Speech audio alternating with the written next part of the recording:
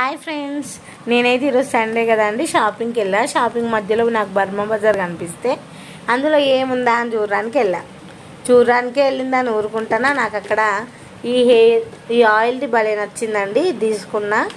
అలాగే ఇది మనం హెడ్ బాత్ చేసినప్పుడు ఇందులో హెయిర్ మధ్యలో పెట్టి మనం డిఫరెంట్ షేప్స్ వేసుకోవచ్చు అన్నమాట.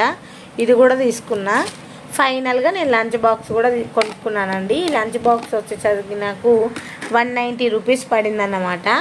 ఇది బాగుంది, అంటే ఎక్కడ లీక్ కాకుండా కూడా ఉంది. నేను ట్రై చేశాను. ఇదేమో కర్రీకి వచ్చింది, సరిపోతుంది మీకు. మేబీ ఇందులో చూస్తే చిన్నగా కనబడినా సరే, ఇందులోనేమో ఇంకా స్నాక్స్ అలాంటివి యాడ్ చేసుకోవడానికి వచ్చింది.